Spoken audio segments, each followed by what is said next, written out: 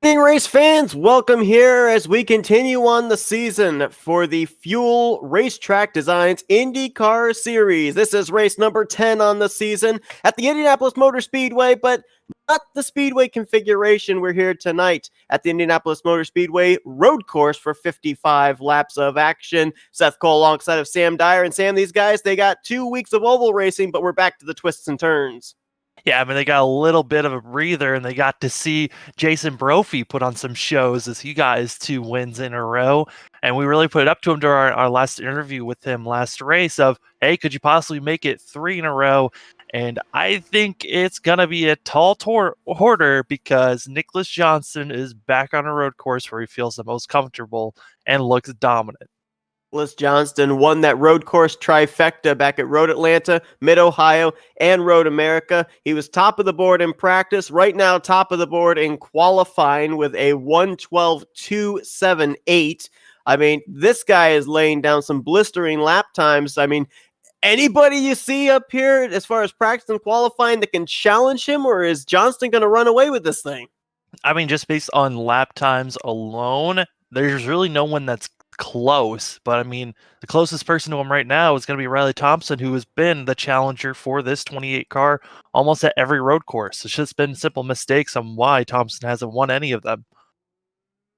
And really, if you think about it, last week was the only hiccup in the season so far for Nicholas Johnston, getting caught up in an early wreck where he finished 19th. Even despite that, because he has those 3 wins in a row at the road courses, he comes into this race 34 points up on Liam Quinn. The guy that won 2 races in a row, Jason Brophy, that only moved him up to 9th in the point standing since he hasn't made all the starts this year. So maybe a little bit of a good thing for Nicholas Johnston that someone that isn't challenging him for the championship right now was not a driver to win the last 2 Speedway starts. Yeah, I mean, that's the last 2 weeks is that we did have a decent run 2 weeks ago at Iowa, but last week it wasn't the day he was kind of hoping to have, but consistency was what was gotten him on the top of the points standings right now, and we'll see if he'd stay consistent here and get another road course win.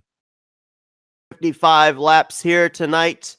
The Cowboys powders and free. And so, of course, with it being a road course, we got to talk fuel strategy because we've definitely seen pit strategy come into play at our last 3 road course races. So what are these drivers looking at in terms of strategy in this 55 lapper?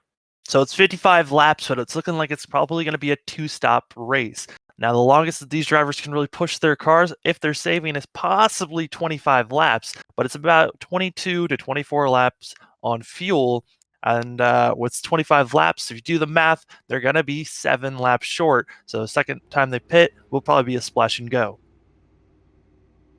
Sam and I were not very familiar with this track when we hopped in here and observed these drivers in practice. So we're going to be kind of learning along with you guys that are not familiar with the layout of the Indianapolis road course, as we're going to take a look here at the starting lineup, and it is going to be Nicholas Johnston on the pole alongside of Riley Thompson. We kind of get the feeling it may be these 2 guys during the course of the day, but you mentioned Jason Brophy and Mitch Welker getting off of the spotter stand, off the pit box, if you will. He's been kind of coaching Nicholas Johnston the last couple of times at road courses, but he's back in the driver's seat. Yeah, he's really like showing off with that machine, all colorful, showing that he's back and easy to find him.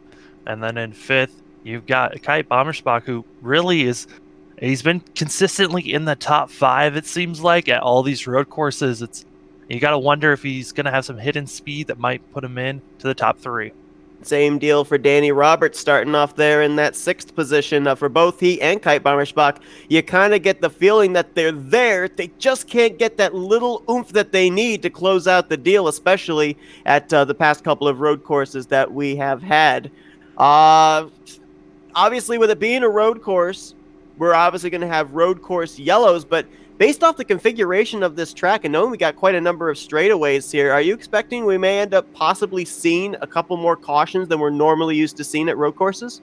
It's going to be difficult just because a lot of this track is pretty wide open. There's no walls really confining everyone, so if there's a wreck, it's going to cause everyone to be clustered up. There's a lot of area where if you spin off the track, you're going to be pretty far off, and I'm not expecting cars, if they do spin out, to bring out a caution. I don't expect them, if they spin out, to damage their car to be out of this race either. You diehard NASCAR fans out there, no, you're not seeing this wrong. These drivers, the road course actually drives backwards on what is known as the NASCAR front straightaway before heading down here into the right-hand turn 1.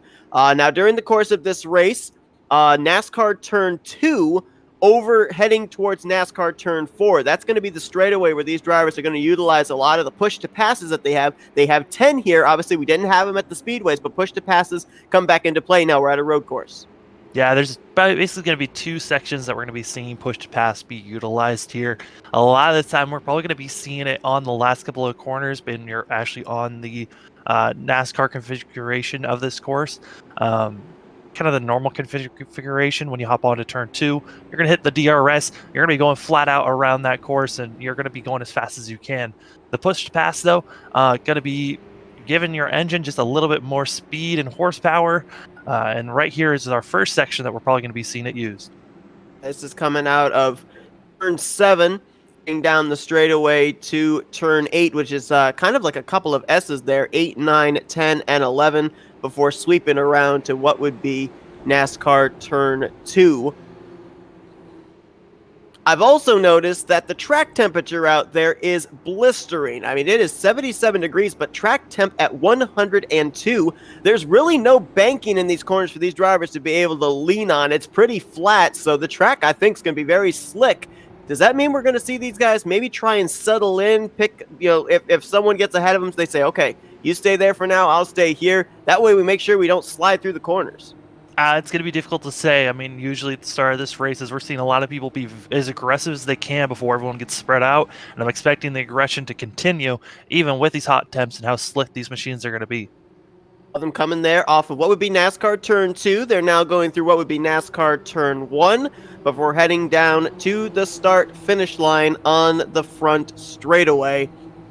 This is going to be an interesting one as we're back road course racing. Two of the best in the business this season, Nicholas Johnson and Riley Thompson. Green flags in the air, and we're racing at the Indy road course. Nicholas Johnson gets a pretty good start, but yeah, as you're seeing, Riley Thompson staying still side by side, and Andrew Wood sticking with them, and looking like Brophy. It looks like a couple of machines were starting to fade back just a little bit, but able to stay close. I think the car that we're going to have to watch out, though, that has just got in the top 5, it's got to be Daly. He's been one of those surprise road course speedsters that just makes his move. It's during the whole entire course, always has speed at all these road courses. He's a car to watch out for, in my opinion. It was a great shot to see them all going down to turn 1. They were fanned out. It looked like 3 wide and 4 wide, but that was actually drivers just picking specific lanes of entry into turn 1. As we look up here, Mitch Welker there in the 3rd position. We haven't seen him in a road course race since Laguna Seca, where, guess what? He won. Obviously, he won after contact between Johnson and Thompson in that race, but back behind the driver's seat and maybe going to play some spoiler here. Be kind of interesting, too, because if he does play spoiler, he'd be ending up beating one of the guys he's been helping to victory lane quite a number of times in the past 5 weeks. Yeah, I mean, he's been up there helping with Nicholas Johnson with all of those fuel strategies as you're seeing these machines finally come across the line, and you're seeing the pace and really the draft being utilized here. You're going to see a lot of passes coming on this front stretch, and I'm expecting to see a lot more into turn 1. That was only the first lap, but it's about the closest everyone's going to be, and 3 drivers used their push to pass there on that front straightaway. Riley Thompson, Mitch Welker, and Danny Roberts. So kind of smart, I think, here, based on the fact that everyone's bunched up for the moment. You got a chance to pass somebody now, use one of those push to passes that you have. Yeah, I mean, you're going to have 10 to work with, and you've only got 55 laps. Might as well come in and use it whenever you can. Johnston, for the moment, has been able to gap Jason Brophy by over a second. That's where the battle is right now. 2nd place Brophy, Riley Thompson, and Mitch Welker starting to close in.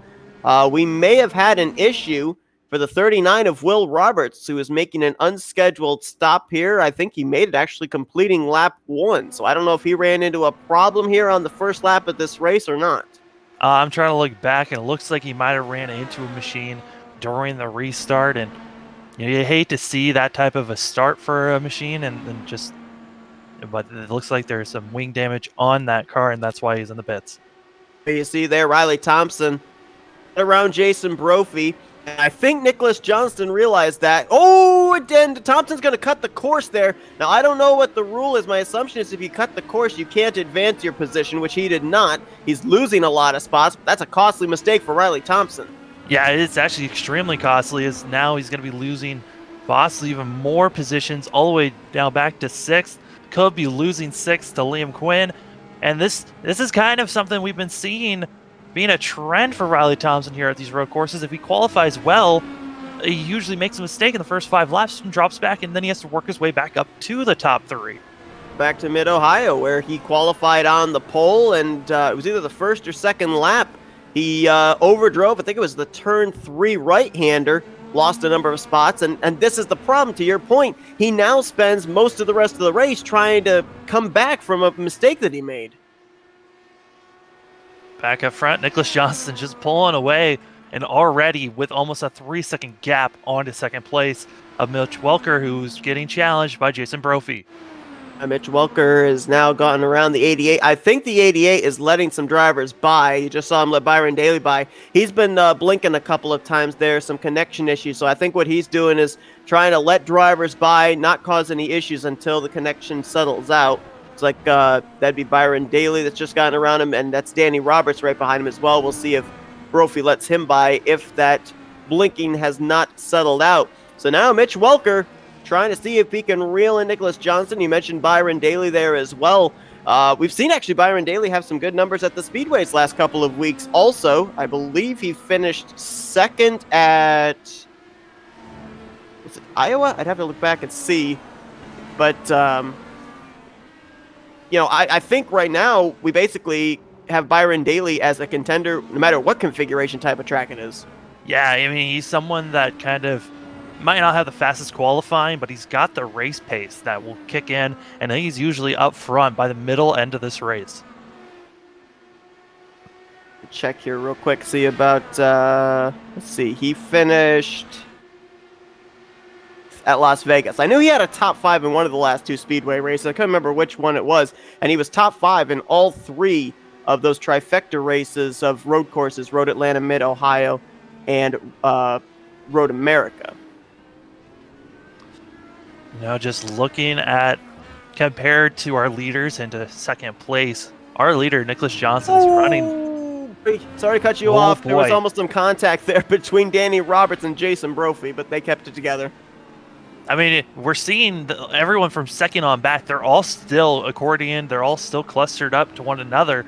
And then you got Nicholas Johnston, who's running about 0.3 faster than everyone else, and just pulling away constantly. It's his race to really lose at this point, with almost having a 3.5 second gap on second. An advantage for him in that regard is he's not having to catch anybody, so he's still got all 10 of his push to passes. If some mistake happens midway point of the race or anything like that, he's got those 10 push to passes still in the bank. Yeah, and people are utilizing their push to passes already. We're 5 laps in, and a couple of these guys have already used 3 of their push to passes. Danny Roberts is one of those machines that has used a push to pass right here, making a pass on Brophy. And then he also got Riley Thompson making it 3 wide on the front stretch. Oh, this is going to be fun going down to turn 1. Looks like Brophy's going to clear out of this. Danny Roberts and Thompson. Whoa, they're going to make it work there as Thompson makes the pass through the corner that he screwed up a couple of laps ago and cost him a number of spots. Trying to charge his way back up there. I'm looking in terms of lap times, though. Riley Thompson, even though he was able to pass 2 cars there in 1 lap, he ran a 1:13.3. Nicholas Johnston out front, 1:12.7. 0.6 faster. And he's going even faster and faster. It seems like every lap he's consistently running these 12.7s, while everyone else is just losing time with battling one another. This could be a huge difference maker in these lap times that Johnston's running down, because I cast my memory back to when we were at Road Atlanta, and it was looking like Nicholas Johnston was having a runaway race, and somehow Riley Thompson in the last 15 laps was able to cut down a 5-second lead down to about 0.3 by the time they got back to the start-finish line on the final lap. So you got to wonder if that might be in the back of Nicholas Johnston's mind, knowing that Riley Thompson's on a charge right now, trying to gap as much as he can between himself and the 56, so it doesn't come down to that last lap. Well, also during that race, I mean, Johnston pitted, and I believe he made a slight error, and he had to save fuel. That's why he was running so slow and also trying to save his tires. And then Riley Thompson just didn't care. He was trying to catch as fast as he could back then. We got a wreck. Oh, we got a wreck in turn 2. I believe was Kite Bommersbach and Danny Roberts getting together. Liam Quinn may have gotten a piece also. No caution, however. And it's just awful for both of them. Both of their wings completely destroyed. And they are going to have to come to the pits to get that fixed. Luckily, none of them got into the wall, but you got to worry about suspension for both of these machines. They were in one another for a while. Remain green. We're actually going to go back and see what happened here. If any other incidents take place, we'll show you them. But this was the battle for the time, I think around the 5th or 6th position. You see the first initial contact. They make more contact yet again. Evasive maneuvers by quite a number of drivers. I think that was Rodrigo Munoz just getting through, Liam Quinn as well. Those drivers, I don't know if they can stay out there with the wings the way they are. Those front wings, you definitely need that downforce at a road course especially, and both of they're them not going to are have coming that. to the pits. Both of them have entered. They're coming in the pits right now to get those wings fixed up. And yeah, I mean, we were talking this before the broadcast. It just seems like Kite's been the guy that's been consistently up front, not really having any issues, just letting people by if he needs to and challenging and being up in the top 5 almost every single race. And Danny Roberts has been one of those machines that's shown quick pace, but just had issues. And the two of them collide right there, really probably ending both of their races on a chance to win this thing. But maybe if they just get their wings fixed up, get back out there, they'll have a chance to salvage at least some type of points. I know that obviously they're going to spend a little extra time on there getting the repairs done. I don't know how long it's going to take, but I remember you saying as far as fuel strategy and everything, they were going to find themselves about 7 laps short, even with 2 pit stops. I mean, we're on lap 8, so does that kind of in a way work into their favor, not counting the amount of time they have to spend on pit road repairing the cars? I mean, they're still going to have probably it's 22 to 24 laps, so they're going to have to do at least one more stop here to make it to the end. So at least one more stop and they'll be good. When I was saying 2 pit stops, I was meaning they have to take 1 pit stop and then they'll be 7 laps shorts. So they have to take a second one to make sure that they're good to go to the end. So Gotcha. That was a miscommunication on my part. No problem there. So yeah, well, should then put them in the realm of just having to make that one final pit stop. But again, losing a lot of time there, having to make repairs on pit road. 2 guys that came into this race running so well in the point standings. Kite Bommersbach was 5th, Danny Roberts in 8th. As I've continued to talk about grow, that race lead continues to grow there between Nicholas Johnston and now new second place driver Byron Daly, as I believe Welker just spun off the course. Yes, he did. Welker in 3rd. I mean, it looked like he just simply hit the rumble strips wrong, and he got on the throttle a little bit early and spun it around. Might have actually got on the throttle just a little bit too hard, and that's what spun it around there. Puts Byron Daly now up into 2nd. Riley Thompson there in 3rd. And you have to wonder, I'm looking at the lap times here, and Thompson was faster than Johnson last time by, so if he can get around Byron Daly, you got to wonder just how quickly Thompson can start eating away at an over 6.5 second lead that Johnson has built up over this second place battle. I mean, these drivers have to know that there is a little bit of fuel strategy coming into this race. So Nicholas Johnston at these road courses has been the fuel strategy guy. Usually when we talk fuel strategy in general, it's always Liam Quinn that we talk about. But Nicholas Johnston at these road courses has been the guy who's usually trying to figure out how to maximize his fuel or have the best stop. So he's someone that might be saving actually during this time as we're seeing Riley Thompson push his car to the max to try to catch up.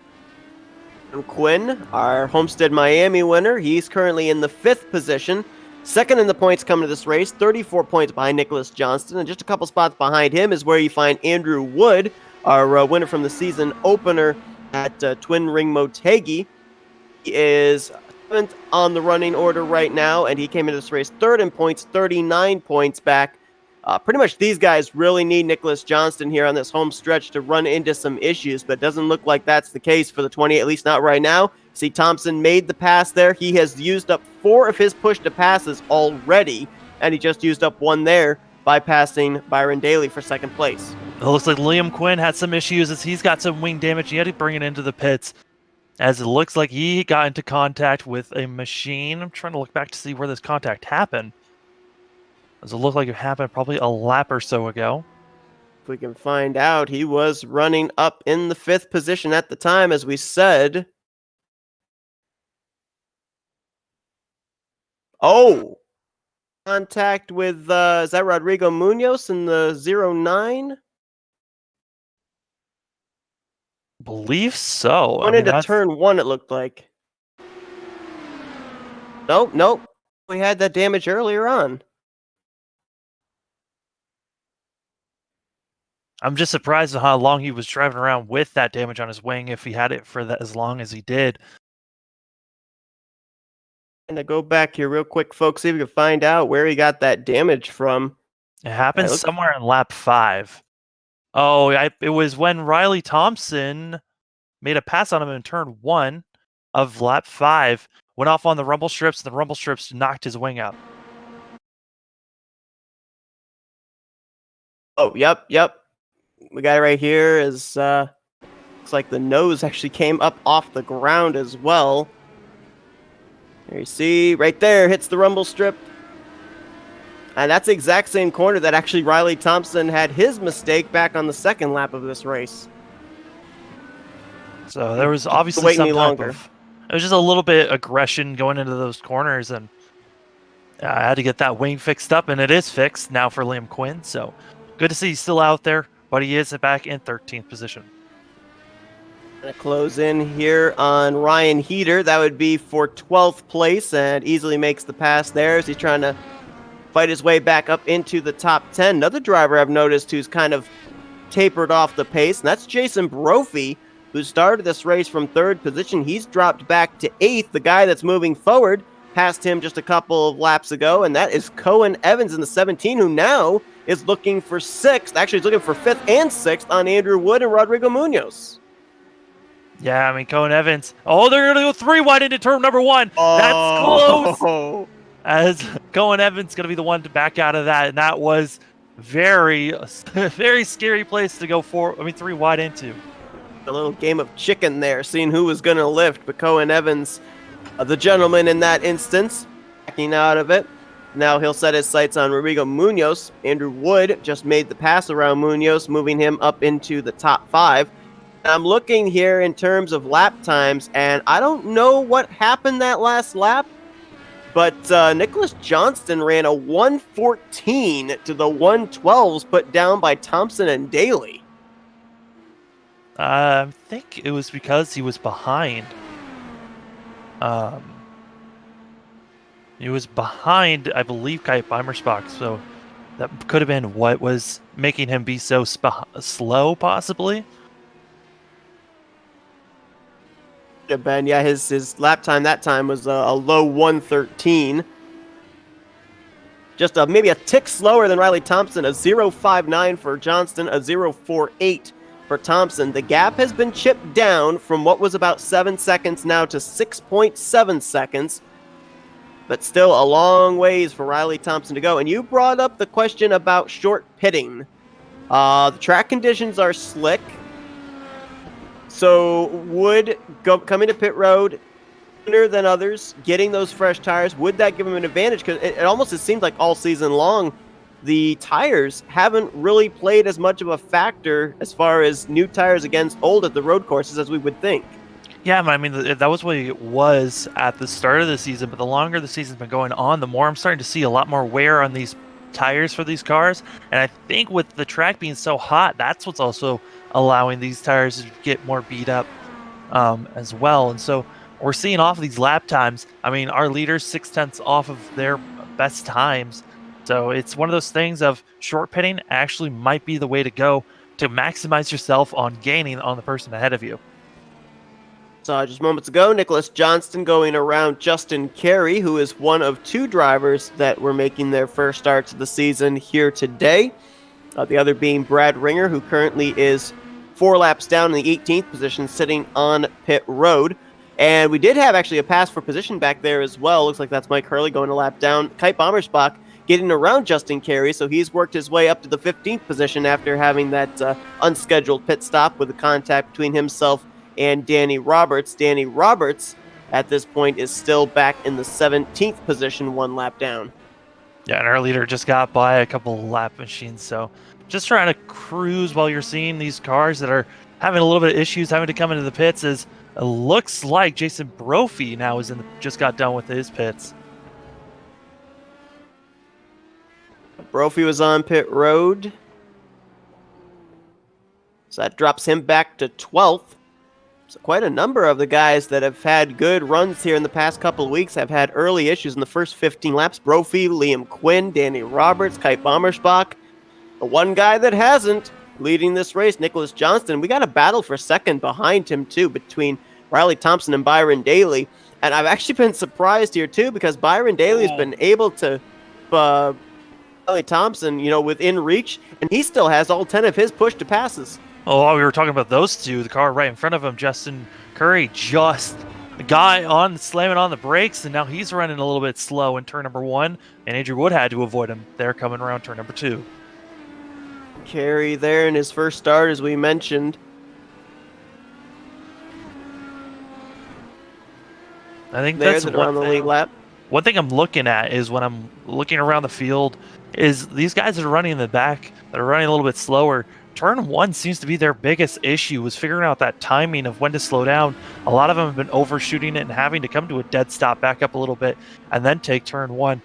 So that's something they've got to work out and figure out, that braking zone, because it is becoming an issue for multiple drivers, and we're only in the first quarter of this race.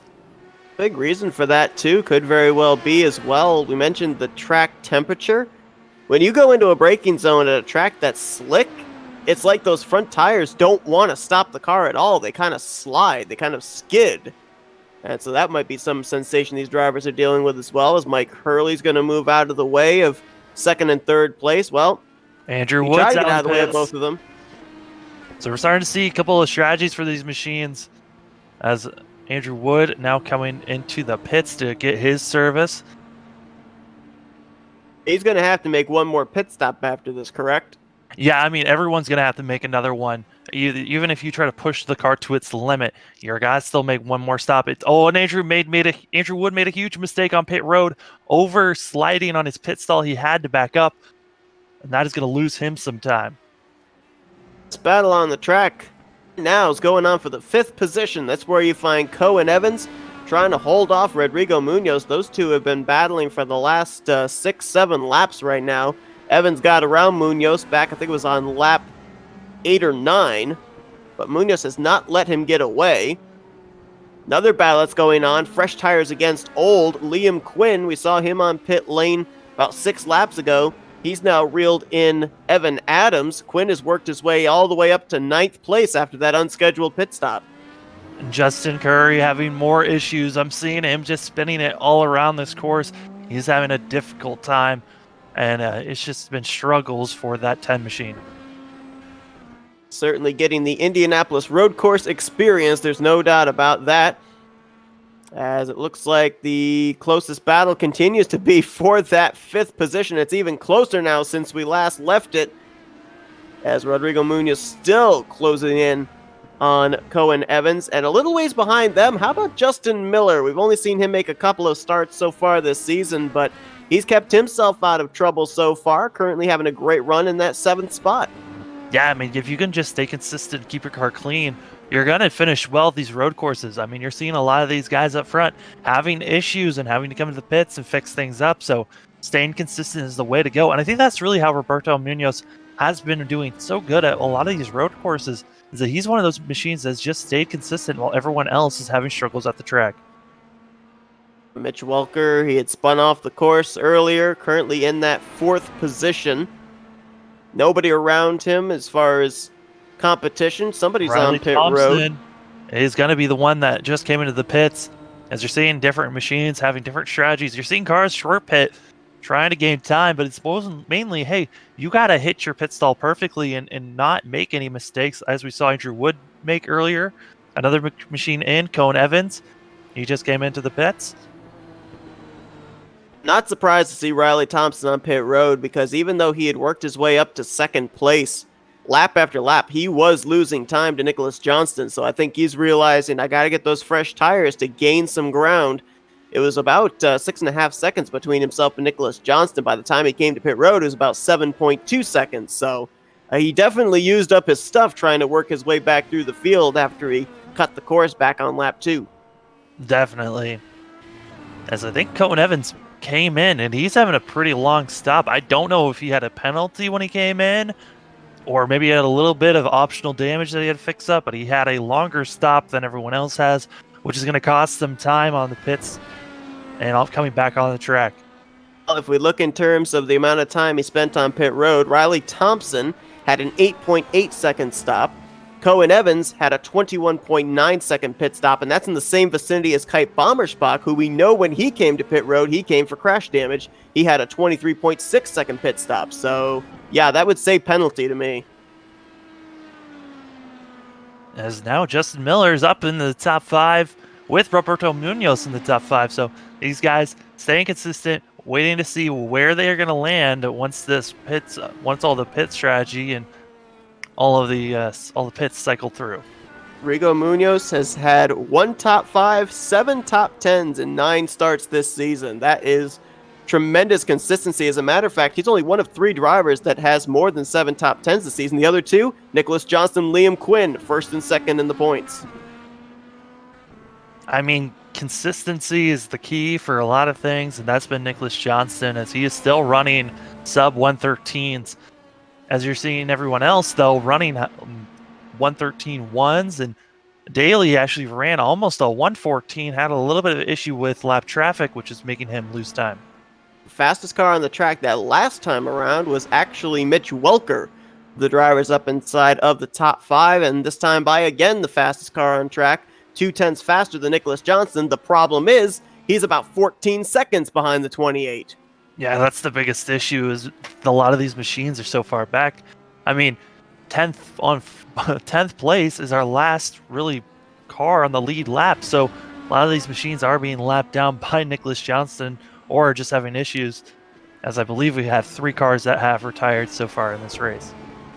Those drivers would be Curtis Yancey, Will Roberts, and Philip Radajic. Those drivers are out of the event. I think we can also maybe add Brad Ringer in the 04 to that list, as he has not left pit road for the last 10 or so laps, currently in 18th place. I want to wait here until they complete this lap because I want to see what the difference is between fresh tires and old tires. Nicholas Johnston, who's been out there for 22 laps, just completed his 22nd lap there. 112.580. That is still a blistering lap time for a driver that's out there on over 20 lap old tires. I mean, that's only about maybe a 10th off his fastest lap of the race so far. I mean, you got to think, was he saving? And that was the reason why he wasn't pushing his car as fast as or as hard as he could compared to everyone else. I mean, that is an extremely quick time. Riley Thompson on those fresher tires only ran a 112.8. So that's about 0.3 difference from our leader on older tires compared to the new tires. I mean, I wanted to go and do a test case between those two to see just how much Riley Thompson gained. But to your point, he lost 0.3 to a guy that's got over 20 lap old tires underneath him. That you brought this up before, that Nicholas Johnston's been the guy in terms of strategy, whether it be fuel strategy, whether it be tire strategy. When we go to these road courses, he has been king, and he's proven it again here today at Indianapolis. I thought maybe due to the fact that he didn't have Mitch Welker in his ear constantly, maybe he would slip up a little bit, but it just looks like the consistency is still there and still pushing forward. As Justin Miller came in, Johnston's now in the pits. He got awfully close there. I don't know if he meant to, but his left front got awfully close to that pit wall when he came into the pit road entrance. All the top 3 are going to be coming in. Daly just came in, so did Mitch Welker. Notice how Mitch Welker kind of attacked pit road entry. Now he's on the back bumper there of Byron Daly. We'll see if that helps him to maybe either still be in the same vicinity or maybe pass Byron Daly in the in the same time slot as these green flag pit stops. Rodrigo Munoz from 4th is also in. So now the question is, after Johnson's pit stop is over, Who does he cycle ahead of? If it's Riley Thompson, what is the interval going to be? Riley Thompson now up to second. And it's about the same as it was when the pit stops began between these two, about maybe 7.2 seconds. It's now closing down here, now to 6.8. So he gained a little time. Yeah, I mean, he gained a little bit, but you also got to think he lost time with Johnson being out there. It's just on the pits. Johnson lost about 2 seconds on that pit stop. I mean, at least a second. So, something to look into, as Johnston did not have the fastest pits compared to everyone else, but it looked like just their whole entire top 3 didn't, mainly because they had to come in and put in more fuel than everyone else. We saw that Nicholas Johnston was able to, couple of laps, gap himself between himself and Riley Thompson there with old tires. Now he's got fresh tires underneath him, and we'll see what kind of lap times he puts down. I want to see here, maybe he'll best his best lap of the race, which is a 1:12.486. We got to wait until this next lap around, obviously, because that was his out lap. But, if he was on 22-lap old tires, only a 10th off his fastest lap, I wouldn't be surprised to see him hit a low 1:12.4, maybe a high 1:12.3 if he can hit his marks. But, ooh, might not be this time. Whoa! That was the 10 of Carey who spun in front of him. I don't know if there was contact or if the 10 just went around. There was contact. The left front wing on Nicholas Johnston's car is gone. And that is those little things of mistakes and also just luck. Finally might have been running out for Nicholas Johnston, as you cannot run around here with a half a wing. It's going to be very difficult. You're going to be losing time as you're seeing the intervals just drop from our leader compared to second place. Wasn't sure if Carey just lost it by himself, but it almost looked like the car shot to the right of our screen, and that was obviously he got bumped out of the way, and you can see that wing is gone on the 28. So now is the question, with what is now only about 5-second gap, do you ride it out or do you come to pit road here? I mean, it's kind of like being between a rock and a hard place if you're Nicholas Johnston. Well, you also got a question, does Nicholas Johnston know that his wing is gone, as he is still running out there? And I'd imagine he's going to continue pushing his car and just riding it out and seeing until these guys in second and third finally catch up to him, as he's trying to hold off and see if, I mean, he's already lost almost a second on the cars behind him due to just this wing damage. And I'm looking right now, and Riley Thompson is reeling him in very quickly. I mean, just since turn 1, he's cut it down a full half second, now to 4.5 seconds between himself and Nicholas Johnston. So you can clearly see that Johnston is losing a lot of speed. Probably the handling of that car infinitely different than when it was when he had that left front wing. And, I mean, Johnston came to pit road back, I think it was the completion of lap 22, so we'd be looking at him trying to stretch it as far as lap 44, but I don't think he can do that now. No, I mean, he's got to push it for another couple of laps. If he can get it to where we're about 24 laps to go, and he pits there, he should be all right. So his marker should be, let's do the quick math. There was about 7 laps short if he came at lap 24. So he's got to push it for another about 6 laps or so and just ride it out until then, and then come in, get all his stuff fixed up, and he should be good to the end. Have another car up ahead to deal with momentarily if he catches it, and that's Andrew Wood in the 32 car. And it looks like Andrew Wood's actually got some more damage maybe on that car on his left front wing. Can't tell if that's the case or not. He's all the way back. Last car on the lead lap in 14th place. He had a very lengthy pit stop when he was on pit road 8 laps ago. Yeah, he did have wing damage when he originally came in with Andrew Wood, and he had to fix that wing damage. The wing damage is cleared up, and he's good at running now, but he had lost so much time just because of fixing up that wing. So now he's back in 14th, trying to be he's the last car on the lead lap and trying to get ahead of this 59 in front of him of Evan Adams. 2.6 seconds now, the gap between Nicholas Johnston and Riley Thompson. Let's go through the field here after the pit stops. There's a lot of drivers that are off sequence, though, as Thompson is in second, Mitch Welker currently in third, Byron Daly in fourth. Now, those drivers right now all came to pit road in the same vicinity of each other. Liam Quinn, however, he's going to be on pit road somewhere within the next roughly, I'd say 7 to 9 laps. He's currently in 5th. Jason Brophy, he'll be on pit road again somewhere in the next 13 to 15 laps. He's in 6th. Rodrigo Munoz right now is in 7th. Justin Miller currently 8th. 9th place for Cohen Evans. And Kite Bommersbach, who we're probably going to see on pit road somewhere in the next 6 to 8 laps. He's currently in the top 10 in 10th. And the last car is on the lead lap, as we mentioned. You got Hugo Gallas right now in 11th. Danny Roberts is on the same pit strategy as Bommersbach. He's in 12th.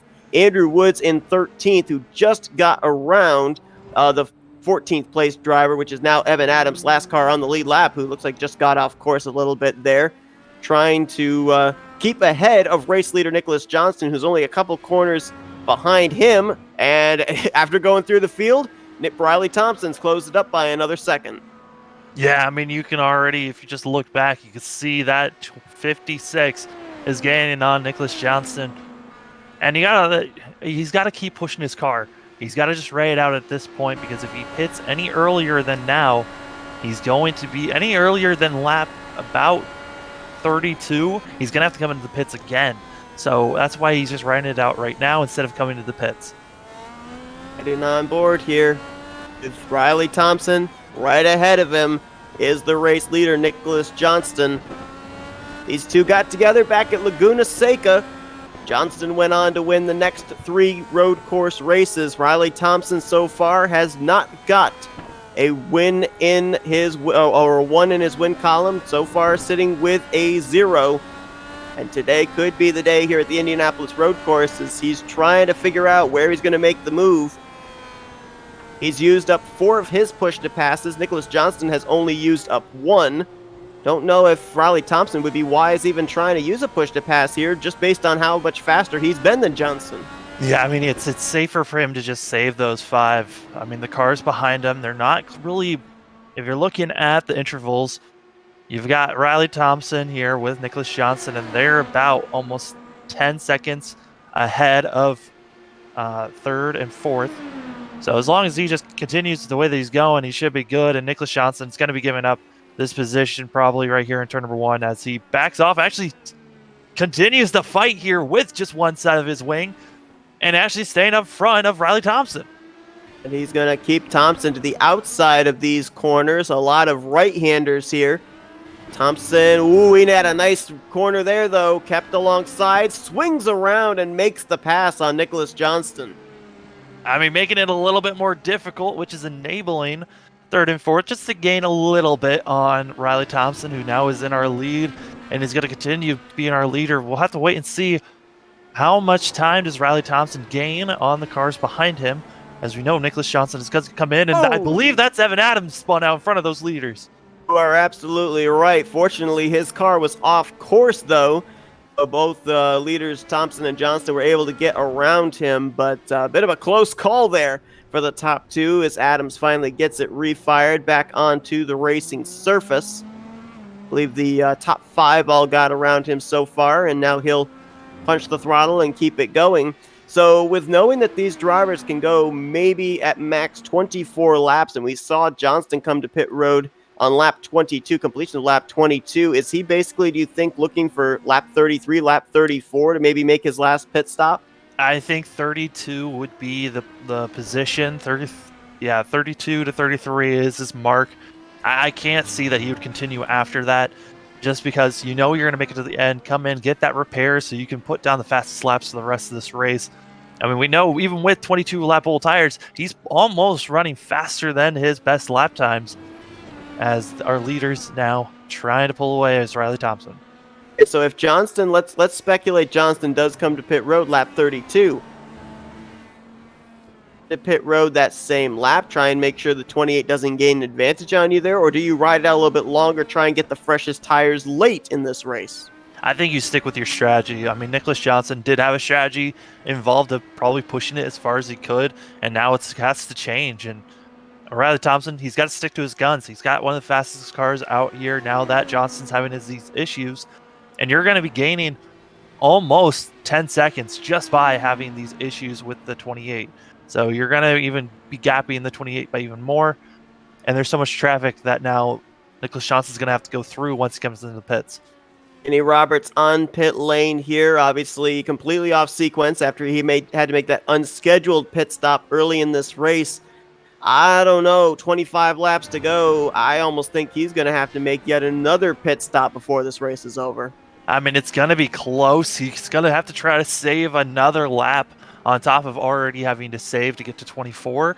So we're going to have to wait and see if Danny Roberts can save that much fuel. There's a chance that if you're running slow enough, you might be able to save enough fuel doing that. Also, if you're running with another machine and drafting with them, that could also help with saving fuel, but you have to be with a different person. I think that's something to watch out for with Byron Daly. He's been behind Mitch Welker this whole entire time, so whenever they're on the straightaway, they are drafting, so it's allowing Daly to have a little bit of saving fuel during those moments. Daly is the only driver up here as far as our top 10, even our top 15, that has not used a push to pass today, saving them all for late in this race. The only other drivers that have not used them are running 15th, 16th, and 18th. Well, actually, 18th place is on pit road. So Ryan Heater and Mike Hurley, who are still running, they have not used their push to passes, but they really haven't been around anybody to be able to use their push to passes as Daly tries to swing around the outside of Welker, who got a little loose. And then they got Mike Hurley on the outside getting off track. So a little bit of chaos all over the place up here in these first couple of corners for these drivers. But luckily, they all got through without any damage, really. But I take that back. Wait, does Daly have damage on that front end? I'm trying to see. I don't see any. I think it's just might have been illusion that I saw, but it looks like he's okay. Yeah. Thought for a second he might have damaged his wing by being close to the rumble strips. If it is, it's minimal. It's not anything significant that it really jumps out at you. Yeah, it's really small. It's slightly higher than the other side. A little bit of damage on that front left of the wing for Daly. So that is something to watch out for. If he comes once he comes to the pits, he's gonna have some optional time to come in and fix that machine. I think you are right. Yeah, that left front is just a little bit higher than the right front wing. So yeah, I think you're right. I think he did hit the rumble strips. I think actually quite a number of drivers have hit the rumble strips there. I wouldn't have thought that corner would be as much of a trouble spot as it is, but it's definitely come into play for quite a number of our drivers today. As Liam Quinn is going to be hitting pit road, being one of the first cars that are really on sequence to make it to the end in the top 10. So he should be good to the go from here on out. I'm just surprised Nicholas Johnson is still running out there. So am I. I mean, he's now fallen almost 4 seconds behind Riley Thompson. That's Kite Bommersbach behind him in the one, who has already been to pit road, was basically on the same strategy as Danny Roberts, came to pit road 1 lap later than Roberts did. So it's kind of a question mark on whether he can make it the rest of the way on fuel. Right now in the 12th position, 1 lap down, is Bommersbach. But Johnston, I mean, I'm looking at the lap times here, and he wasn't running that much slower than Riley Thompson, but enough that he was continuing to lose ground. And now the question is, how long does he spend on pit road trying to get that left front wing put on? With them coming in, it's now going to allow Mitch Welker and Byron Daly to move up a position. And now they've got their sights set on trying to catch Riley Thompson, who's almost 10 seconds ahead of these guys. They got their sights set on each other more, as those two only about 0.6 of a second separation, and actually not too far behind them, moving into 4th place because Liam Quinn was on pit road moments ago, is Jason Brophy. Out of everybody that's run on track right now, he would be the next driver scheduled to be on pit road. He's been out there for 19 laps. As right now the battle for second is the closest one on track. Other battles that are pretty close is going to be Hugo Gallitz, who's only about 1.5 seconds off of Andrew Wood, but it's kind of far for them to really be battling at all, really. Actually got a battle brewing here. Nicholas Johnston, who just came to pit road, now going to cycle into 8th place and on the back bumper of Justin Miller. So right now, if you're Nicholas Johnston, who only spent 8.5 seconds on pit lane getting that left wing put on, the left front wing, so that was actually a very quick pit stop for him. Now it's all about trying to close up as much of the gap as you can between yourself and Riley Thompson, because you know Thompson's going to have to hit pit road at least one more time before the conclusion. Well, most of that pits was just to get fuel, a little bit of fuel back in, because he was only out for a little bit compared to everyone else. And so that was a faster pit stop than his original one, and most of that time was fixing his wing. Now we're going to have to wait and see if Nicholas Johnson can get back into the top 3. I think winning this race, though, it's going to be close. He's got to gain a lot of time and hope that Riley Thompson has some issues during this race. I think right now Riley Thompson's going to be trying to figure out what lap times is Johnston running in relation to me, because I think that could play a huge factor into when he eventually decides to bring his number 56 to pit road. Battle continues to be for that second position. Mitch Welker and Byron Daly, actually that last couple of laps, they've been able to chip away a bit to Riley Thompson's race lead, but not anything significant, as Daly continues with those 10 push-to-passes still there. I mean, it's looking like, for the moment, the best battling is going to be for second place, depending on what happens between Johnston and Thompson. Yeah, just watching the guys, though, that are battling for second, Mitch Welker and Byron Daly, they've been doing this same tango all race long. They've been making the same moves every single time into turn number 1, where Mitch Welker will move down low, block, give Daly the outside, and Daly will try to make the outside work, but, we saw a couple laps ago, hit the rumble strips. That's why he has a little bit of damage on his front left wing, and now I think that damage on the wing is really hurting him on the straightaways and not allowing him to get the speed that he wants. Byron Daly's best finish of the season, second place, and that was at the Mid-Ohio Sports Car Course. Get up to second place here. It looks like a little bit of an update. It looks like Justin Curry is going to be retiring from this race, and then also it looks like Brad Ringer is going to retire as well.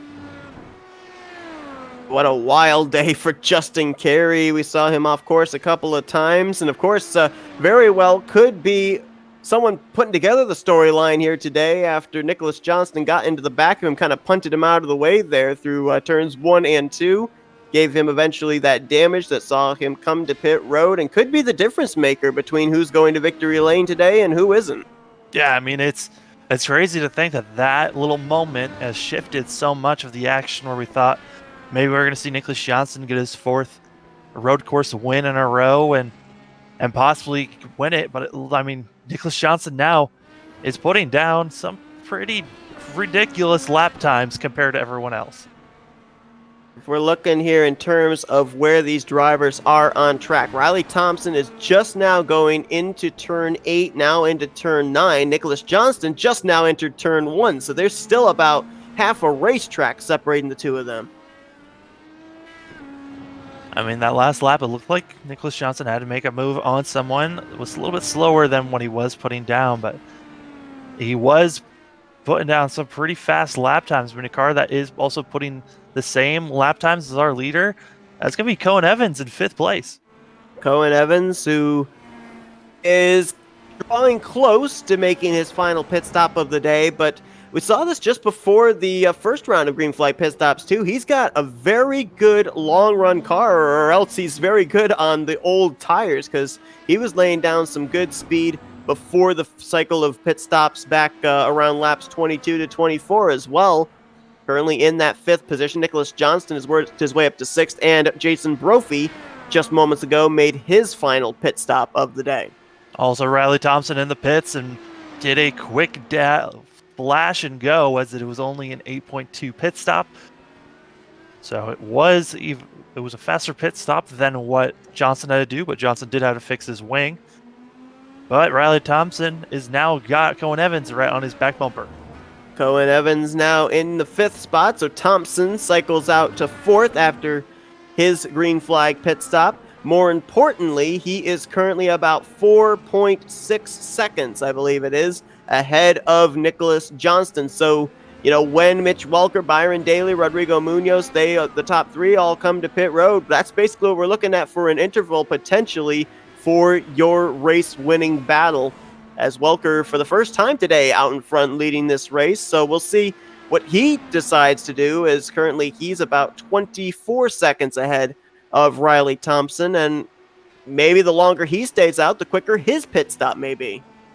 Yeah, I mean, the longer you're out, the less time you need to be on the pits refueling your machine. I mean, you're only if you came out when Riley Thompson did, his initial pit stop was on lap 22. So if he pushed his car all the way the furthest he needed to go, he was only going to be out there needing about 8 laps to maybe about 9 laps of fuel.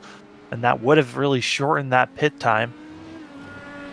As we're watching now, waiting to see who will be the next car to come into the pits. It looks like that's Evan Adams of back in 14th that's going to be in the pits right now. If we're talking about our top 3 of who's going to be the first one to pit road, all 3 of them came to pit lane on the same lap, Welker, Daly, and Munoz. So they may all come together again. Someone may decide to short pit over the other 2, or they may all try and outstretch it against each other. I mean, due to the fact that they've been out here for so long, I imagine they're going to try to push it as long as they can. But here's the thing. If you push it, you're all the way as far as you can with this fuel. You got to be very careful coming into the pits. You can't make any mistakes. You got to be perfect on trying to gain time on the cars behind you. 13-1 for Mitch Welker. He ran that same type of lap last time around. Let's see how that compares to Riley Thompson. Actually, Thompson, I think, may have been on his out lap. Nope, he just crossed the line. 1:12.781. So even though Welker's still laying down some good lap times, it is 0.4 of a second, well, maybe a little less than 0.3 of a second, fast or slower than Riley Thompson. Here's the thing, though. Nicholas Johnston, he ran faster than Riley Thompson. Oh, he did. And he's gaining on the cars in front of him, and he's coming with a head of steam. That damage, it might have slowed up, and it might have gave him a little bit, Riley Thompson a little bit of space, but is it enough space for him, once this all cycles through, for him to have enough time between himself and Johnston to win this thing? I mean, what was it that I said before? 4.6 seconds separated them. I'm looking at it now. 2.9 seconds separation between Thompson in 4th and Johnston in 6th. So this thing is not over yet, as we've still got 15 laps to go. And it's still clicking down. But up front, still, we're waiting to see who's going to be coming into the pits and who's not. Byron Daly. Daly's in. Byron Daly going to be our first person. Andrew Woods coming out of the pits. Cohen Evans now coming in. These drivers making the final stops of the day here with 15 laps to go, basically getting themselves set up to run to the checkers. Welker and Rodrigo Munoz, they've been out there for 18 laps, so if they so choose, they could stay out another 4, maybe 5 laps here on what they've got in the tank. You know, we always talked about how Riley Thompson ran down Nicholas Johnston at Road Atlanta and how impressive that was. Well, right now, Nicholas Johnston just laid down his fastest lap of the race, but Riley Thompson did not. Riley Thompson ran about 0.6 slower than Nicholas Johnston. You saw right there, both drivers in the same camera shot. Thompson from Nicholas Johnston. And if we're looking to in terms of advantage, not only does Johnston have the advantage as far as speed right now, he also has 8 push-to-passes still at his disposal as opposed to Riley Thompson's 6. Nicholas Johnston now using 1. I mean, he was not using 1. Sorry, I misread some of work. Mitch Welker, though, is in the pits. So he's going to get his last pit stops in. Had a little bit longer of a pit stop than everyone else has, Mitch Welker did. I noticed that, too, because I thought with gap he had, he would be coming out somewhere in the vicinity of maybe 3rd place, but looks like he may even lose a spot here to Byron Daly. Well, actually, he did get out ahead of Byron Daly, but Daly is right there, and Jason Brophy now on his back door. So pretty close running proximity, really, for 4th, 5th, 6th, and 7th. You could throw Liam Quinn in there as well. Yeah, I mean, once you start seeing Daly start to battle it out, I mean, Daly got that wing damage fixed up, and now he's ready to go. So, I mean, if we start seeing those two battling it out, it's going to enable Brophy and Liam Quinn to get back into it. Rodrigo Munoz in front, got himself It's the bonus point there for leading the lap. He's going to complete this lap as well. I believe he and Hugo Galles are the last two drivers that would complete the cycle of pit stops here, heading towards the checker. The big question mark, though, still is Kite Bommersbach in 11th, Danny Roberts in 13th, because they both came to pit road about 1 or 2 laps sooner than what we were projecting for drivers to make it the rest of the way. So we'll have to see if they're going to have to make a pit stop in the closing stages or not.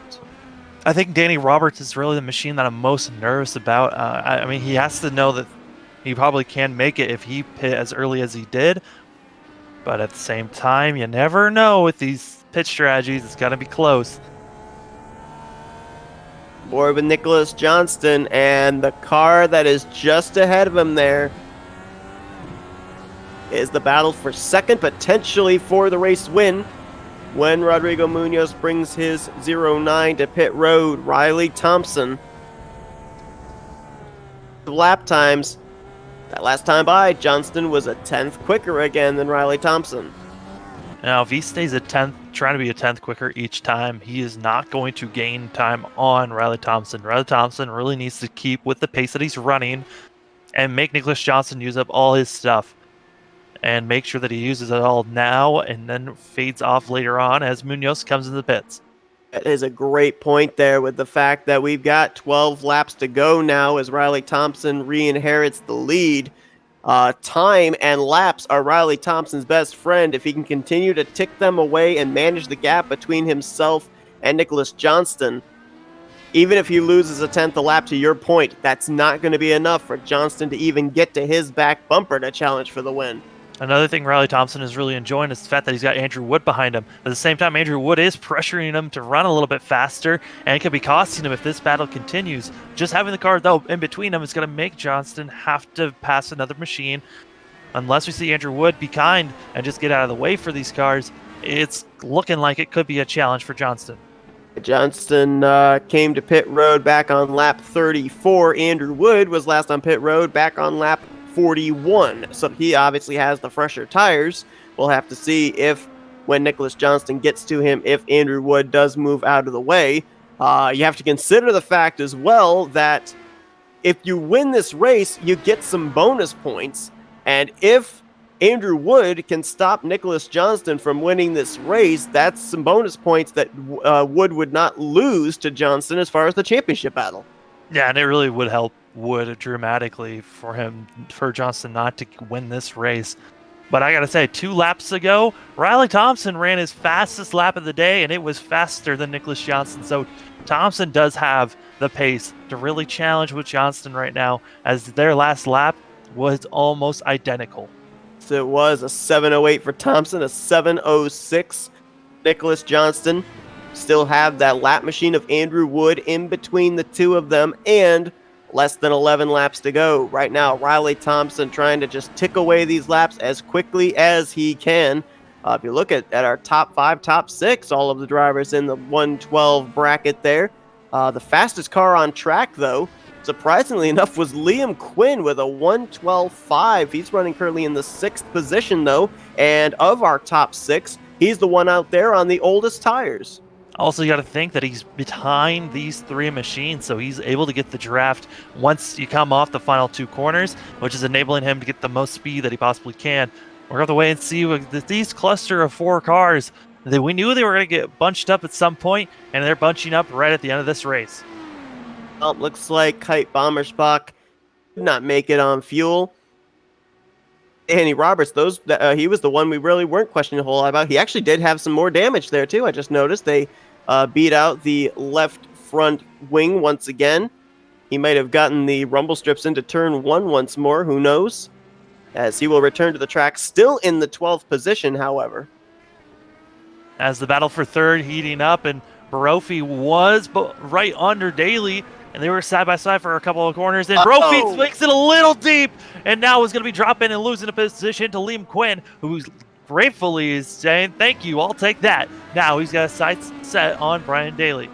He's got Byron Daly up ahead. He's got Mitch Welker up ahead as well. So if he could leave today 3rd place to Nicholas Johnston's 2nd place, that would definitely be a good thing for him, because he wouldn't lose out on that many points going into the next race, which I was going to say next week's race, but actually next week is not a race. Next week, Fuel IndyCar Series is going to be having their qualification day here at Indianapolis for the Indianapolis 500. That is going to be taking place in 2 weeks' time on, I believe the date is May the 14th. That's when we'll be back to bring you the third annual Fuel Indianapolis 500. So a long couple of weeks here for these guys at this famed Yard of Bricks. Yeah, it's going to be a lot of... Oh, no! Mitch Welker spins it around! He had Hugo Galez right in front of him, and Galez really made him have to slam on the brakes, which made him spin it around, and now he's dropped all the way back to 6th. In time today that Mitch Welker has been off course. And to your point, yep, now dropping back to the 6th position. Has a bit of a gap back to Rodrigo Munoz, but that's at least 3 positions that he lost right there. I mean, he'd been doing everything right and then just caught the lap car at the wrong place, wrong time, and around he went. And he was simply just trying to get out of the way of the lap car because the lap car was right in the way of all the drivers. And so he had to slam on his brakes so he didn't run into Hugo Galez, but due to the fact of him getting on the brakes so much, it just spun the back end all around. 8 laps to go. You can see Nicholas Johnston just there in the background behind Riley Thompson. It's about a 2 3/4 separation between those two right now. And I think that really Andrew Woods being a little bit more of a help than a hindrance for the moment, because he actually gave the 28 a tremendous tow down the front straightaway. And you saw right there, he actually let Nicholas Johnston by. So here we go, 56-28 with 8 laps to go. Also, Nicholas Johnston's been putting down his fastest laps of the race. Last lap, he ran his fastest lap, and then the lap before that was his fastest lap. So he is consistently running faster and faster, and I think following Andrew Wood, that tow you were talking about was helping him a ton, but now he's about over a half a second behind our leader, and I think he needs that tow to continue catching up. If Nicholas Johnston can continue putting down good lap times right now, 1.8 seconds back, and with 18 laps to go, he's going to have to be, anywhere from 2 to 3 tenths faster in order to be up there to Riley Thompson. I mean, also these guys have been using push to passes. As right now, we see that Riley Thompson has 4 left. Nicholas Johnston has 6 left. Back for the battle for 3rd, Liam Quinn in 4th only has 1 push pass left. He's probably going to save it for the last lap pass. But Byron Daly with the most of 7 still at his disposal. Byron Daly actually has the fastest lap in this race. I'm not sure when he set it down, but he's the only driver in this race that's been able to hit a high 111.938, as he's got... Boy, he had Liam Quinn, I was going to say all over his back bumper. He almost had him in his back bumper. Yeah, I mean, Byron Daly, he put that lap down back on lap 41. Got a lead change. I don't know what happened to Riley Thompson. Made a mistake or something, but he's lost the race lead. Boy, he just hit the rumble strips just a little off, and he overcorrected and threw his machine into the wall. Was Riley Thompson. You can see the damage on the front of that car. The left wing is gone. The right wing is mangled. The rear, looks like the rear wing's got some damage as well there, especially on the right side of it. Oh my goodness. I mean, you never expect, you got to expect the unexpected, I guess, and consistency was something that Riley Thompson, we talked about earlier on. He had made mistakes earlier on that had cost him wins at the races, and it looks like once again, with one of the faster cars here on the field, another mistake cost him the win. Gotta go back and see what happened, because this has race-winning implications. That was Evan Adams up ahead of him, and wow, it just looked... I don't know if the car got loose on him or what, but it's like he turned it to the left to correct it, and straight into the wall it went. A lot of damage to that race machine, and you could clearly see Nicholas Johnston going by, and it looks like Thompson's actually brought it to pit road and to the garage. That is massive, and now it's turned this battle that once was for 3rd, now for 2nd. Liam Quinn, he's got to try to pass Daly, but Daly's got those push to passes. Liam Quinn, I mean, I think what he was thinking is, well, if Johnston finishes 2nd and I finish 3rd, that's pretty good. Now Johnston's inherited the race lead, so we know that's going to help him grow his points lead over Liam Quinn in third and Andrew Wood, who has struggled today, currently in the, I believe, ninth position as he's going to pass Riley Thompson. I mean, you're seeing now Nicholas Johnston kind of just not push his car to the max. He's letting off and just casually driving around this track, as he is now only running a 1:13.7. I think seeing Thompson's wreck made him back off just a little bit, but now he's behind Wood, just basically just chilling out. That's a great point with Thompson being the race leader. I think Nicholas Johnston's kind of thinking, what happened to him, and I got to make sure it doesn't happen to me. The other thing that's on his side is he's got over a 12-second lead back to that second place battle between Byron Daly and Liam Quinn with only less than 5 laps to go. I mean, he can just kind of hit his marks, run his own pace. He doesn't have to push it now. No, he really doesn't need to push it. He can literally do what he's doing right now, and the cars behind him won't catch him. I mean, they might close the gap, but that's about it. They're not going to be able to catch Nicholas Johnston at the pace that all these machines are going. Is something. This Fuel Racetrack Designs IndyCar series, it just throws you for a loop every week. We think we have it figured out, and then all of a sudden, everything, the whole landscape of the race changes. I mean, at that point, we basically were saying, no, Riley Thompson's got this race in the bag. Nicholas Johnston's not closing up the gap quickly enough. And then we have that incident there with Riley Thompson. And even earlier before that, we were kind of saying, does anybody have anything for Nicholas Johnston? And then he had the incident with Justin Carey. It just proves that these road courses, even though a lot of people might look at them and kind of think, well, this is going to be a snooze fest, you got to keep tuned in because you never know what's going to happen before we get to that checkered flag. I mean, it looked like this was all Nicholas Johnston's race to win at the start, and then he had his accident. Then it was all Riley Thompson's, and then he's completely destroyed his car. And now it's back to Nicholas Johnston, who's kind of just relaxing, as you're seeing Byron Daly using up all of his push to passes that he had saved up. He's only been able to close the gap to 11.5 seconds. However, more importantly, he's been able to gap himself by over 3.5 seconds back to Liam Quinn. So it may have been more of him making sure he was going to solidify himself in second place rather than trying to close up the gap for the win. As Evan Adams there off course ahead of second place running Daly. Adams has been struggling here today. He's running still in the 13th position, however, 2 laps down. And now Evan Adams is going to drop back to the battle for third, where you got Liam Quinn and Brophy. And Brophy, I think he's been using his push to passes to gain onto Liam Quinn, as they are now right on to one another, trying to use Evan Adams as kind of a tow for one another. And here comes Brophy. He might make a pass here, and it looks like he is going to be throwing his car on the inside, but just going to back out of it. Time we saw these two tooth and nail a couple of laps ago, Brophy locked up all of his tires and loses a little bit of ground there through 1 and 2 to Liam Quinn. That battle will probably be like a rubber band and wind back up again momentarily as Nicholas Johnston continues to approach each turn carefully. He's about to enter through the last couple of corners and see the flagman holding up 2 fingers for him. If he completes this, 4 road course wins in a row for Nicholas Johnston. Yeah, I mean, Nicholas Johnston really putting down and showing that he is one of the better road course racers here. Riley Thompson has shown that he's got pace, and so has Daly, but consistency has gone to this 28 machine, as now he's got 2 laps to go. I wonder what Mitch Welker's thinking, because he's led that 28 to victory as the crew chief up there on the pit box in those 3 wins at Road Atlanta, Road America, and Mid-Ohio.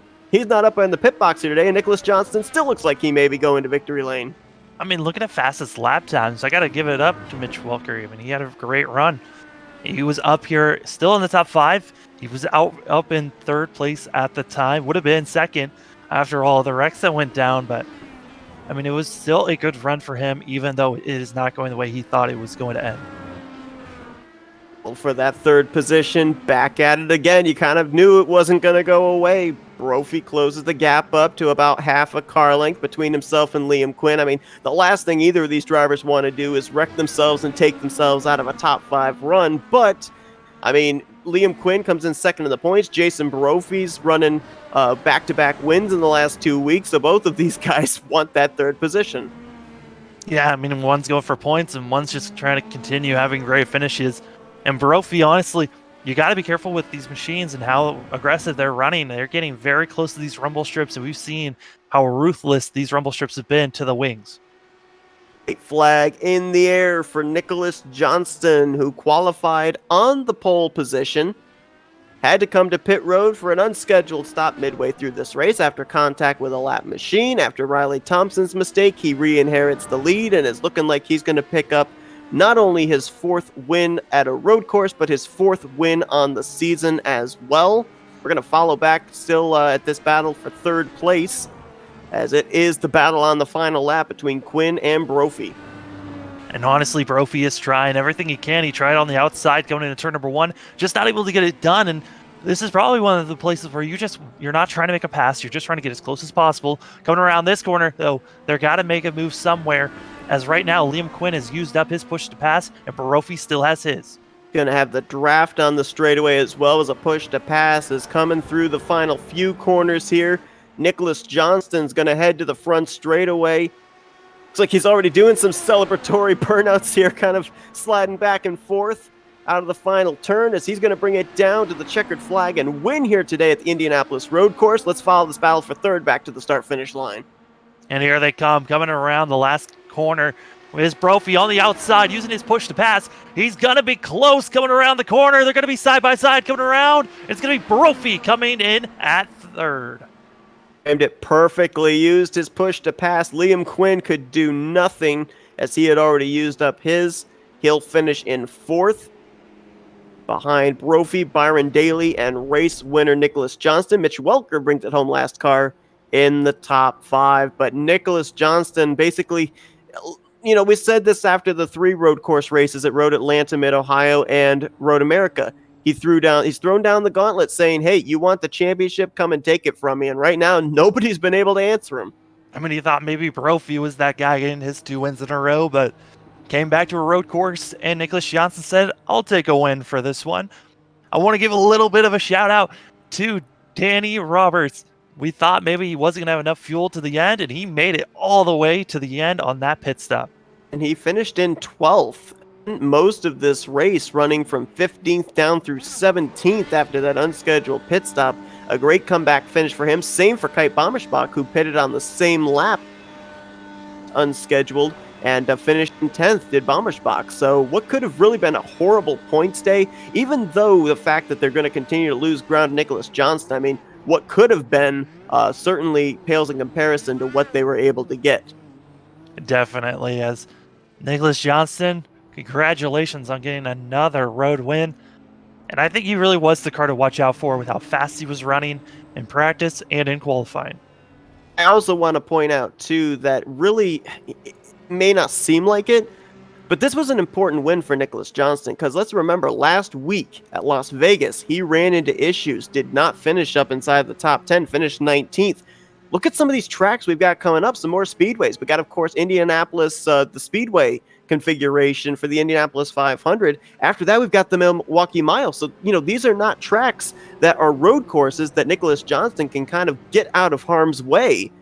It's not guaranteed that he's going to finish those races. So the big points gap, say this correctly, as big a points gap as he can build heading into those kind of wild card races, if you will, is very important for him championship-wise. It really is. And overall, I mean, we've seen Nicholas Johnston be competitive and have solid runs at the ovals. So it's not like we're expecting him to really just drop off, but it's more so of another cushion just in case we see another Las Vegas issue. Absolutely. Let's take a look here at the full finishing results as Nicholas Johnston will bring his number 28 to victory lane yet again, but this time he'll get to kiss the yard of bricks at the Indianapolis Motor Speedway. Byron Daly brings it home in second with Jason Brophy. We saw there that great pass on the final corner to get 3rd place. Liam Quinn in 4th, Mitch Welker in 5th. Rodrigo Munoz continues to be up there. 6th place run for him here today. Cohen Evans had a strong car as well, finishing 7th. How about Justin Miller? I think that might be his first top 10 finish of the season, getting 8th.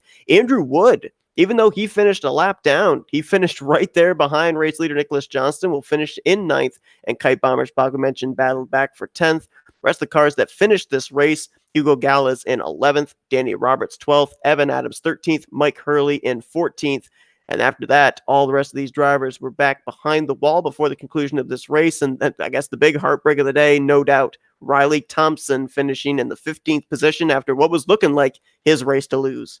Yeah, I mean, that was a crazy finish. Thought it was going to be a closer finish at the end, but Nicholas Johnson was the one that stayed consistent, and Riley Thompson, the one that absolutely destroyed his car. Break for Will Roberts as well with early issues, came in 10th in the point standings and finishes in 20th. We never really got to see what that 39 had underneath the hood for today's race. As we're going to see now about getting some of our top three for post-race interviews, and I believe we have all three of them on standby. So let's kick things off with third place finisher Jason Brophy. Jason, it's Sam and Seth up here in the Flatout Racing Network studios. You got us? Yes, I do. What a crazy race here today at the Indianapolis road course configuration. But let's go back to those maybe last 5-6 laps where it was four of you duking it out there for positions. And of course, you and the four of Liam Quinn having that really good battle that came down to the final corner. Yeah, it was good back and forth there. I don't think Byron had fresher tires and all the push to pass left in the world, so knew I wasn't going to be able to get him, but Liam and I were pretty even there.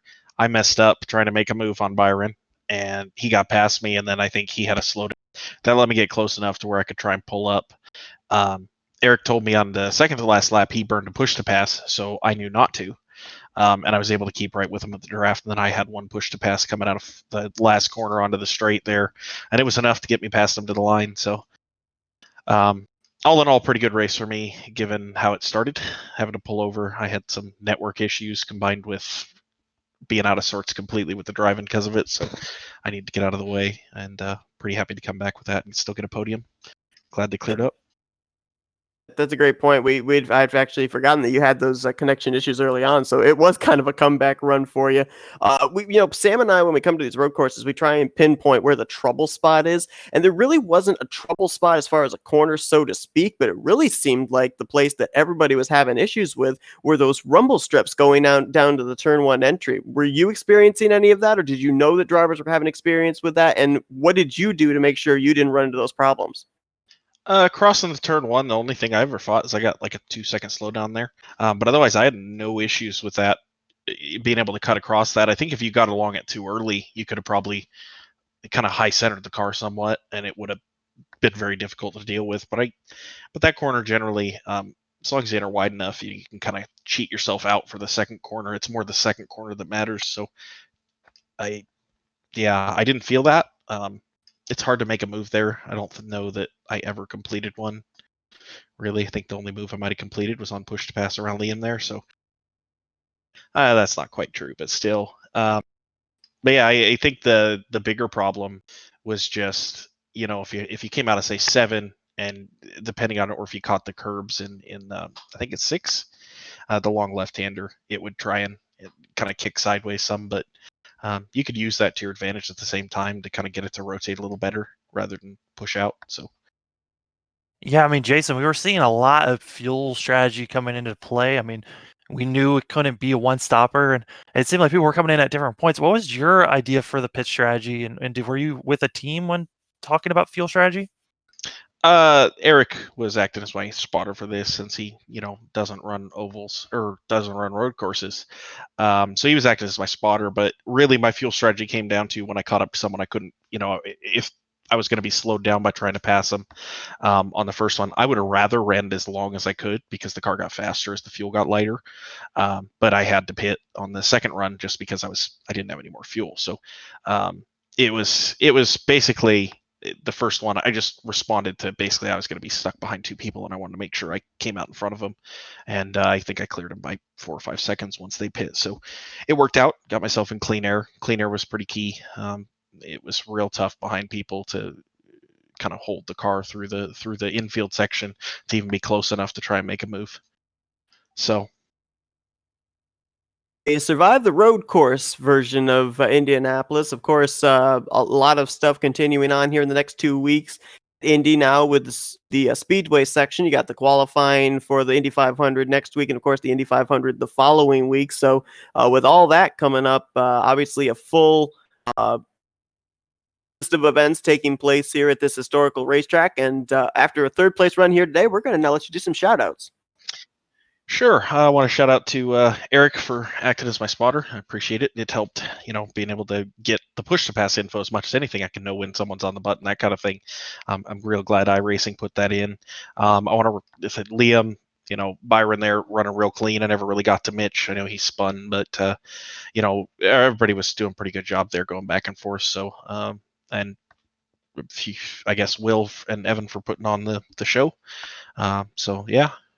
And you guys for broadcasting it. So this will be probably pretty exciting for me to go back and watch because that last battle was fun. It was awfully exciting for us to watch, so I wouldn't be surprised if it's exciting for you to rewatch as well. But that's Jason Brophy, brings it home third here today after coming off back-to-back victories at the last two speedways. We're going back to a speedway, so maybe we'll talk to you in 2 weeks' time in Victory Lane, the Indy 500.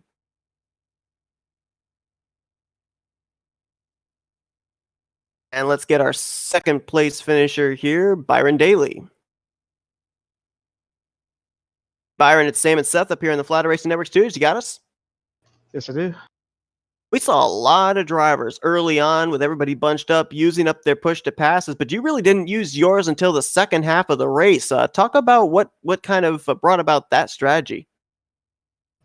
Yeah, that's just something I do in these cars. It kind of comes from the former Renault 3.5, where you only get like 8 DRSs. I try to save them for the end of the race, just put myself in position so I have more than the next guy, and I can really use them to defend. And honestly, if no one's challenging me or nothing's going on, I just try to hang still and save them up. So it kind of paid off there a little bit. Unfortunately, I wasn't really close enough to Nick to have a chance at the race there, but it helped me a lot defend from Liam, and it just worked out. It was just a strategy I've been doing for a while. Talk about that. Obviously, as you said, you lost touch with the 28, and so you really weren't there. But we were looking at your lap times, especially in like the last 15 laps, and you were putting down lap times anywhere from a second to a second and a half faster. So if you had been up there with the 28, is there no doubt in your mind you would have had something for him to maybe take this W away? I think it would have been a good race. I mean, for sure. It just the early part of the race, it just took me so long to remember how to road race this car, and I struggled honestly really badly. So he deserved the gap he had because he was on it from the moment he got here and just drove off. But yeah, I wish I had just kind of figured out what I learned towards the end of that race earlier. It could have been an awesome battle all race long. Yeah, Byron, we were seeing from the start to the middle and most of the end, you were battling there out with Mitch Walker. And, how was it battling out with him for most of that race? Honestly, it was actually really educational for me because I learned a lot of what I was messing up from being behind him. And I kind of figured out some places I was better than him. And it just made for a good exchange of, the position there. And yeah, it was a lot of fun to race with him. I hate that he had a spin there. It would have been probably great TV for the end there. But battling with him, watching Riley, watching these guys that are really good at this kind of helped me figure out how to up my game. And it was definitely a lot of fun. It definitely seems like every week that we see you here since you made your first start, you're always up there in the top 5, but you actually tie your best finish of the season so far with a second place run here tonight. And we're going to let you do some shout outs. Yeah, again, just thanks to Fuel for putting the league on. You guys for broadcasting. I'm sure it'll be fun to watch later. Just everybody who puts this on, thank you. As Byron Daly brings it home second place here today at the Indianapolis road course. Want to wish you luck, of course, in the Indianapolis 500 qualifying taking place next week. And we will talk to you in Victory Lane, the Indy 500 in 2 weeks' time. Thank you. All right, and let's get Nicholas Johnston in here, our race winner. Hey, Nick, it's Sam and Seth up here in the Flatout Racing Network studios. You got us? 10-4. How you guys doing tonight? It's been 3 weeks since we saw you in Victory Lane with those 3 road course wins in a row, but you now make it 4 in a row at the road courses. But of a bit of an adventure getting to that point. I want to go all the way back to around the midway point of this race when you made contact with the 10 of Justin Carey. I mean, your perspective, what happened there in turns 1 and 2? That was really unfortunate.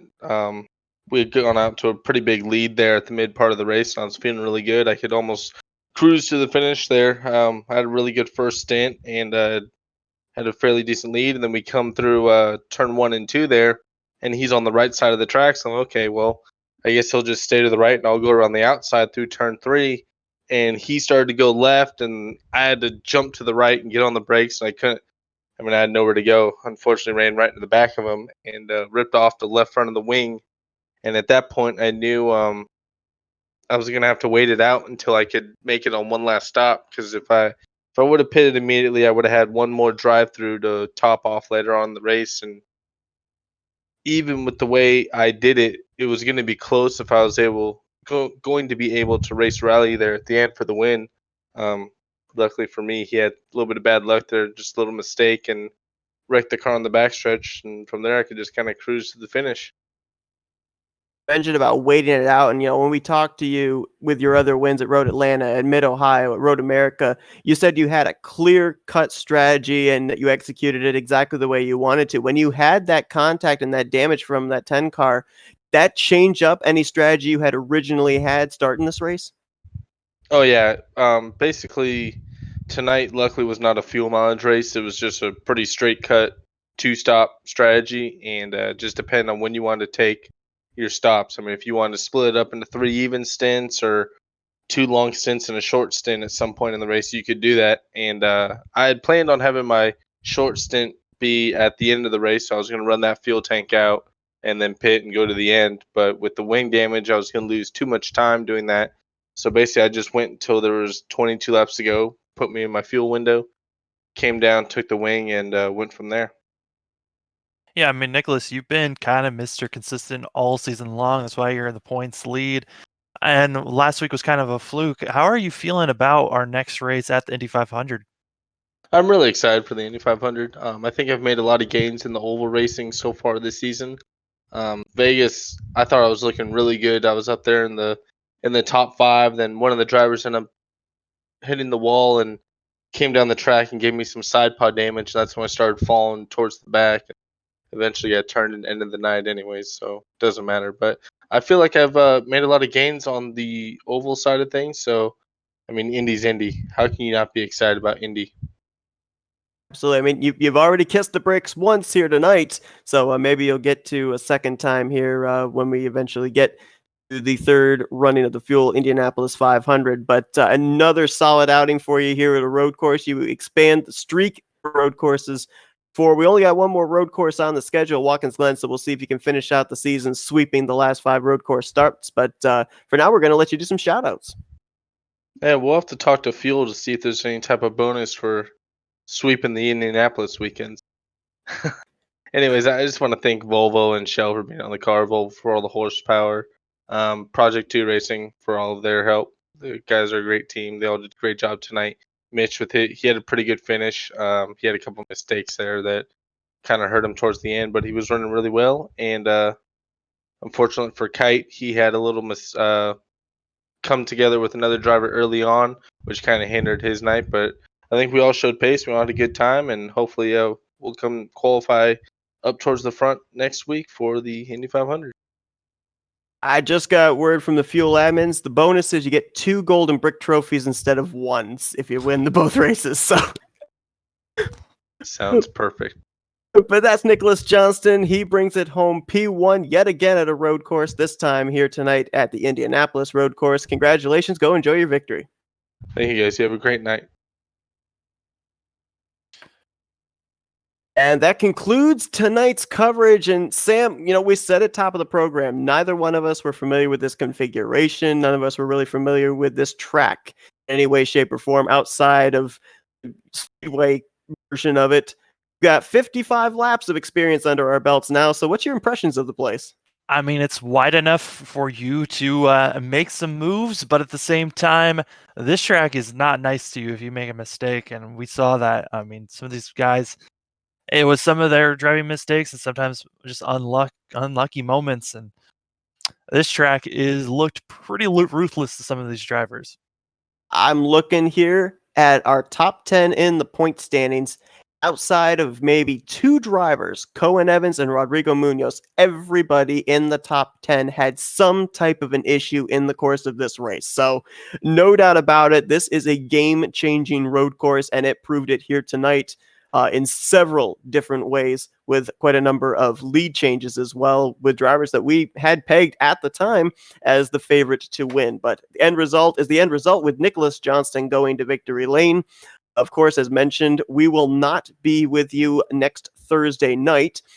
We will not be broadcasting, but Fuel will actually be running. They will be having their qualifying for the Indianapolis 500. And then in 2 weeks' time, on May 14th, we will be back for the third annual Fuel Indianapolis 500, 125 laps, trying to find out who's going to get to kiss the yard of bricks. But Sam, as always, appreciate you being here with me tonight in the booth.